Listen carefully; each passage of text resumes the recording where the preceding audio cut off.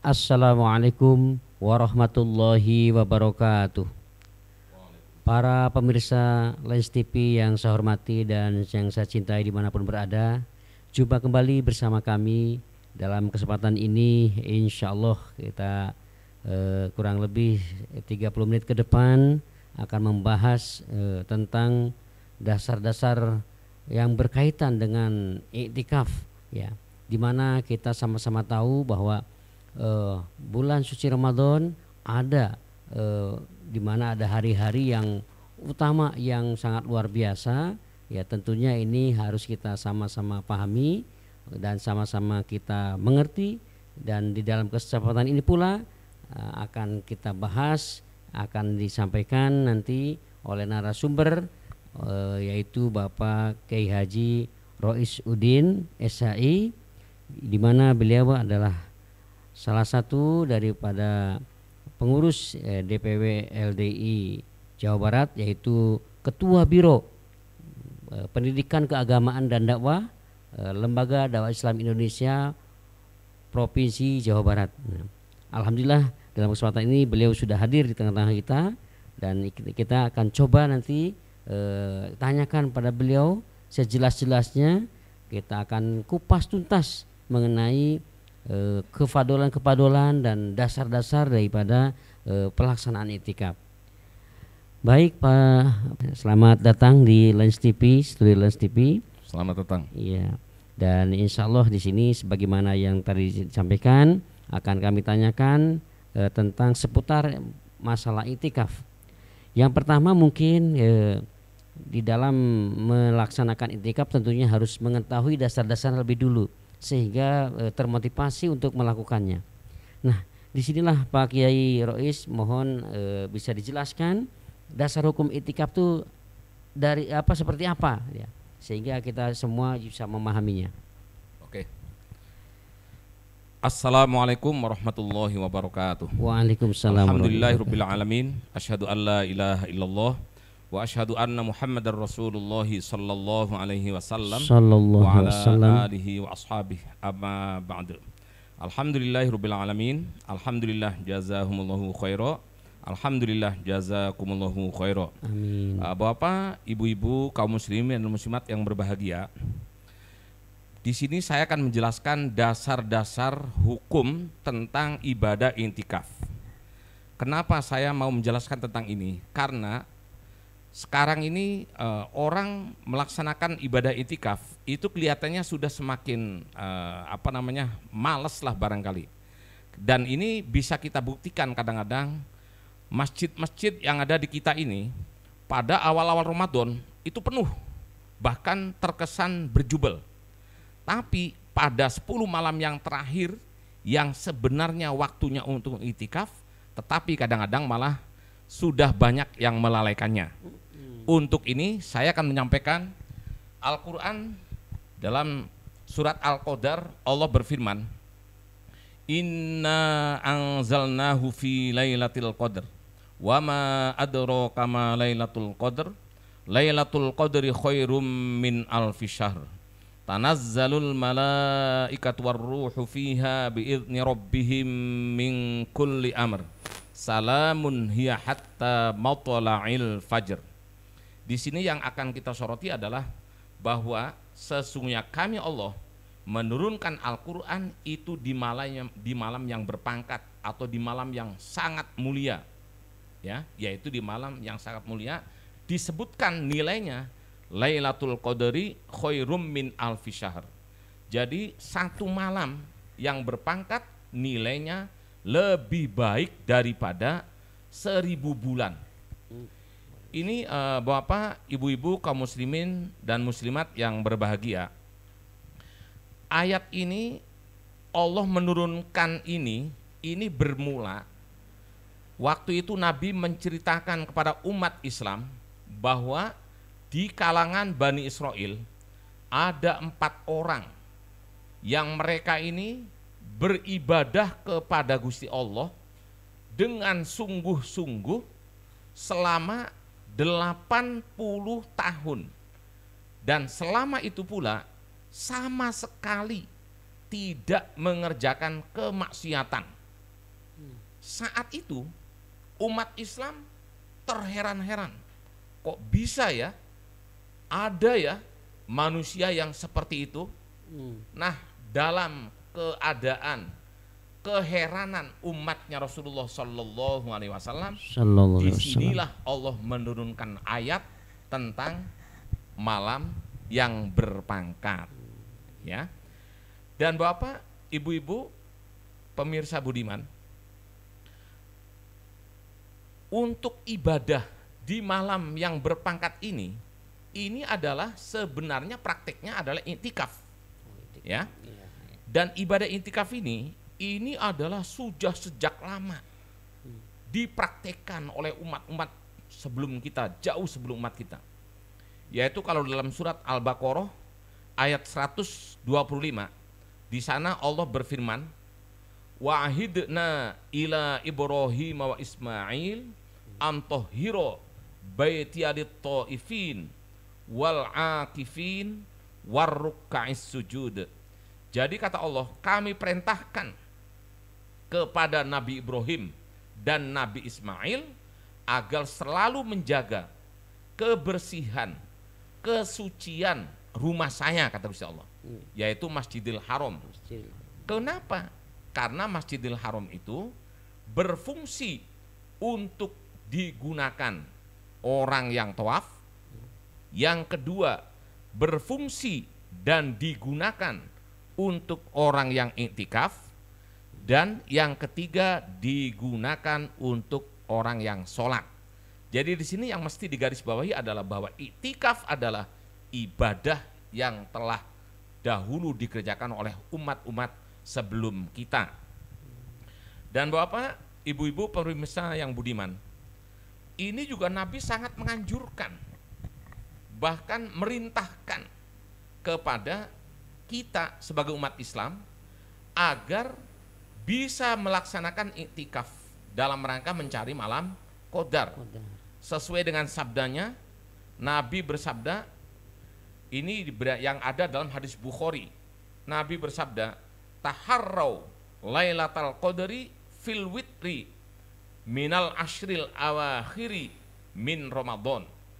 Jadi wahai umat Islam, wahai kaumku, kata Nabi, kalian supaya bersungguh-sungguh mencari malam Qadar di waktu yang ganjil dan di hari ke-10 yang akhir di bulan Ramadan.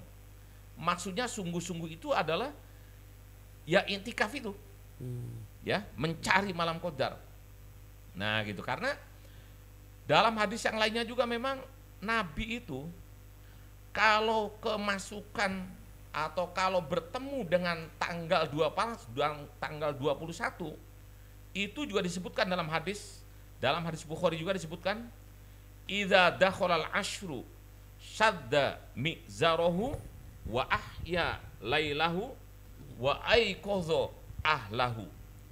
Jadi Nabi itu kalau kedatangan 10 malam yang terakhir, maksudnya mulai tanggal 21, Nabi mengikat kencang kain bawahnya atau istilah kitanya sarung, ya. Kalau kata orang Sunda katanya cing caring cing pageh kancing, ya. Cing caring cing cet cing caring cet pageh ikat. Laras pisan. Nah, gitu. Jadi maksudnya Nabi itu kalau masuk tanggal 10 akhir atau mulai tanggal 21 siap sedia menyiapkan istilahnya mentalnya, ya kan, untuk merebut malam Qadar. Juga wa ahya lailahu, Nabi menghidupkan malamnya. Maksudnya malam iktikaf itu digunakan untuk zikir pada Allah, berdoa, juga tadarus Al-Quran ataupun sholat. Silakan dikerjakan. Jadi menghidupkan malam itu maksudnya malamnya tidak digunakan untuk tidur. Nah gitu. Iya. Juga wa aiqadha ahlahu, Nabi juga membangunkan keluarganya, istrinya, anaknya untuk diajak serta melaksanakan iktikaf. Bapak, Ibu-ibu, insya Allah kalau kita mempraktikkan hadis ini setiap 10 malam yang terakhir, insya Allah masjid kita akan penuh. Insya Allah seperti itu. Baik, baik. Jadi sangat jelas sekali dasar hukumnya seperti itu. Itikaf merupakan amalan yang sangat luar biasa tentunya. Nah, di dalam ini Pak Kiai perlu dijelaskan juga barangkali agar supaya sukses ya meraih itikaf itu. Tentunya dalam pelaksanaannya itu etika pelaksanaan dalam itikaf itu seperti apa dan harus bagaimana itu tertibnya begitu. Kalau secara dalil dari Al-Qur'an maupun Al-Hadisnya. Oke. Ya, jadi Bapak dan Ibu-ibu para pemirsa budiman, jadi iktikaf itu ada aturannya, ya, ada aturannya. Kalau dalam Al-Quran disebutkan, ini dalam surat Al-Baqarah ayat 77, wala tubashiruhunna wa antum akifuna fil masajid. Jadi wahai orang yang beriman, tatkala kamu sedang iktikaf di beberapa masjid, janganlah kalian menggembirakan atau mohon maaf istilahnya menggauli istri kalian.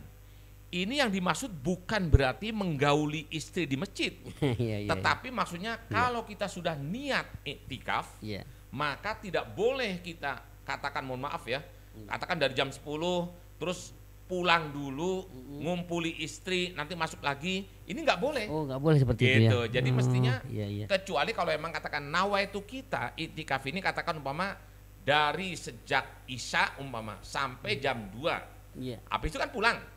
Nah, setelah pulang katakan umpama ngumpulin istri, ya nggak masalah. Oh, nggak apa-apa. Jadi yang dilarang itu adalah istilah orang Sunda apa ya, nyakedeng gitu ya istilahnya, nyakedeng ya kan ya. Itu yang nggak boleh.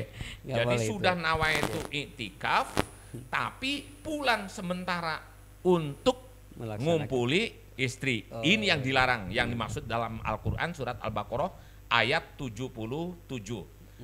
Kemudian yang dipraktekkan oleh beliau Rasulullah Sallallahu Alaihi Wasallam juga Nabi bersabda, dalam hadis disebutkan, la yadkhulul bait illa lihajatin idza kana mu'takifan. Ini dalam hadis Bukhari Kitabul Intikaf. Jadi Nabi itu tatkala iktikaf, Nabi tidak masuk ke rumah sendiri. Padahal mohon maaf, rumah Nabi itu nempel dengan Masjid Nabawi. Itu pun Nabi gak masuk ke rumah, ke kamarnya. Kalau sedang iktikaf, kecuali karena keperluan yang mendesak. Dalam tafsirnya hajat itu adalah mohon maaf istilahnya buang air kecil atau buang air besar. Nah gitu. Itu yang harus diinikan. Nah sekarang ini mohon maaf Bapak, Ibu-ibu, kaum muslimin yang budiman, kadang-kadang kita suka menyaksikan sedang iktikaf, tahu-tahu pada keluar, kadang-kadang beli bakso lah, ke UB lah atau kemana. Ini tidak mengikuti etika dalam iktikaf. Jadi tidak boleh seperti itu Pak ya? Iya, sebenarnya bukan berarti larangan keras, tapi maksudnya tuh artinya jangan mudah keluar masjid gitu. Karena iktikaf sendiri maknanya itu iktikaf itu berdiam diri. Berdiam diri di masjid. Gitu. Nah, gitu. Itu sebenarnya yang diinikan. Maka diusahakan Bapak, Ibu-ibu, kalau kita ini nawaitu kita iktikaf, maka diusahakan terus-menerus diam di masjid. Di sana yang pernah ditanyakan oleh Aisyah, wahai Rasul, bagaimana kalau saya mendapati atau menepati, mencocoki malam yang berpangkat, ma'akulu, apa yang mesti saya ucapkan fiha di malam qadar itu. Nabi bersabda, qala takulina Allahumma innaka afuwun tuhibbul afwa fa'fu anni. Ini dibaca terus menerus, berulang kali, kalau bisa ada target. Umpama sekian ribu, minimal 1000 gitu kan ya. Nah ini dalam hadis Ibnu Majah. Tapi kalau dalam hadis Tirmidzi itu ada ucapannya, Allahumma innaka afuwun karim tuhibbul afwa fa'fu anni. Jadi selama semalam suntuk ini terus menerus dibaca, di samping baca Quran, zikir yang lainnya, dan berdoa. Itu kira-kira. Baik Pak Kiai, sangat jelas sekali bahwa pentingnya menata niat barangkali ya di dalam pelaksanaan itikaf tadi. Jadi Ya. tidak dibenarkan kalau keluar masuk ataupun membeli sesuatu sekalipun kecuali hajat ya. Baik Pak Kiai, selanjutnya pertanyaan yang perlu disampaikan barangkali yang perlu dijelaskan yang begitu hebatnya malam qadar itu atau intikaf ini, kira-kira keutamaan-keutamaannya apa saja yang didapatkan bagi orang yang bisa melaksanakan intikaf ini? Oke, ya. Jadi Bapak dan Ibu-ibu pemirsa para budiman yang kami hormati, yang kami cintai. Jadi iktikaf ini adalah pahalanya sangat besar. Nabi bersabda, "Mangkoma Lailatul Qadri imanan wahtisaban, ghufir lahu ma taqaddama min dzambi."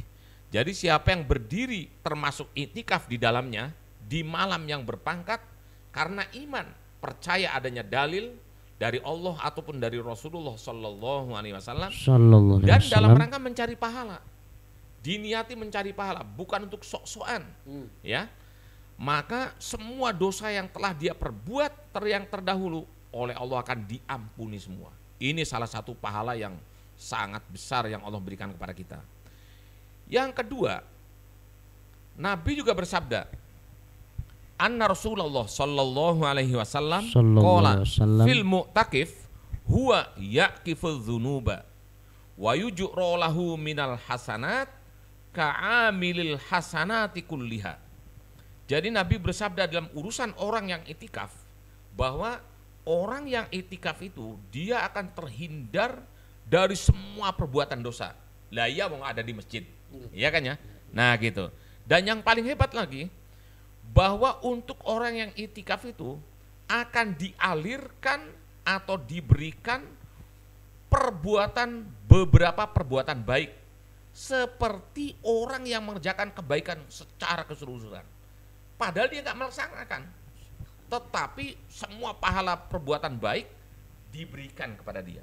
Jadi pahalanya itikaf ini Masya Allah besar sekali.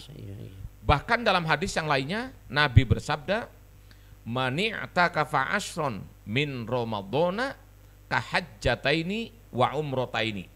Jadi siapa yang melaksanakan iktikaf di 10 malam yang terakhir di bulan Ramadan, maka seperti orang yang ibadah haji 2 kali dan ibadah umroh 2 kali. Bayangin, istilahnya mohon maaf kalau istilah kitanya ya, peperiheun haji teh acan gitu kan ya. Betul, umroh juga belum ya kan. Iya. Atuh iktikafnya dikencengin ya kan ya. Semangatin, Nah, iya. kira-kira itu Bapak, Ibu-ibu para pemirsa yang budiman. Baik. Yang dapat saya sampaikan. Iya, baik Pak Kiai, sangat jelas beri keutamaannya sehingga diharapkan lebih termotivasi tentunya Pak Kiai ya, para pemirsa khususnya yang kami cintai di mana berada. Nah Pak Kiai, pertanyaan terakhir barangkali, sebagaimana yang kita ketahui bersama bahwa di Indonesia ini kan banyak sekali Pak, yaitu surau-surau, musola-musola. Nah apakah ya selain masjid tentunya, apakah ini bisa untuk digunakan pelaksanaan iktikaf tersebut demi meraih pahalanya sedemikian rupanya itu? Oke. Jadi Bapak, Ibu-ibu, para pemirsa, jadi iktikaf itu ada syarat ya. Iktikaf itu ada syarat yang harus diikuti. Pertama, itu harus di masjid. Seperti yang tadi saya sampaikan awal bahwa wala tubashiruhunna wa antum akifuna fil masajid. Jadi di masjid. Dan kriteria masjid yang disebutkan oleh Rasulullah sallallahu alaihi wasallam bahwa kullu masjidun lahu muadzinun wa imamun fal i'tikafu fihi yasluh. Jadi semua masjid yang di sana sudah dibentuk ada tukang azan dan imamnya, maka iktikaf di situ dibolehkan atau baik.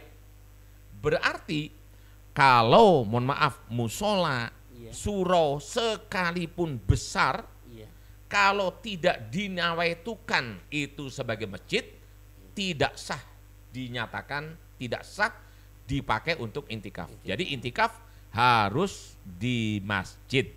Betul. Saya kira itu yang dapat saya sampaikan pada kesempatan kali ini. Saya menjelaskan tentang dasar-dasar itikaf, ya kan ya, keutamaannya dan lain sebagainya. Saya kira cukup sekian dari saya. Alhamdulillah, jazakumullahu khairan. Apabila ada yang kurang berkenan, saya mohon maaf yang sebesar-besarnya. Wassalamualaikum warahmatullahi wabarakatuh. Waalaikumsalam warahmatullahi wabarakatuh. Baiklah, demikian tadi para pemirsa Lens TV yang saya hormati, yang saya muliakan, penjelasan dari Bapak Kiai Haji Rasyuddin sebagai Ketua Biro Pendidikan Keagamaan dan Dakwah Dewan Pimpinan Wilayah Lembaga Dakwah Islam Indonesia Provinsi Jawa Barat, yang telah jelas menguraikan tentang dasar-dasar mengenai iktikaf, ya, keutamaan iktikaf dan tempat-tempat yang berhak atau yang sah digunakan untuk iktikaf. Mudah-mudahan dengan penjelasan yang sedemikian gamblang, mudah-mudahan ini semua menjadi motivasi bagi kita semuanya sebagai kaum muslimin yang paham agama, yang mendambakan, merindukan surganya Allah, tentunya pahala yang banyak di bulan suci Ramadan ini kita manfaatkan sebaik-baiknya sehingga bisa tercapai dan meraih pahala yang besar ini. Mudah-mudahan semua ini memberikan manfaat dan barokah untuk kita semuanya. Dan atas atensi dan semua dari pemirsa Lens TV yang ada dimanapun, kami haturkan syukur, alhamdulillah, jazakumullah khairan. Demikian akhir kalam, wassalamualaikum warahmatullahi wabarakatuh. Untuk mendukung channel ini, jangan lupa like, komen, dan subscribe serta nyalakan lonceng notifikasi agar jadi orang pertama yang mendapat update video terbaru dari Lens TV. Tonton juga video lainnya ya. Alhamdulillahi jazakumullahu khairan.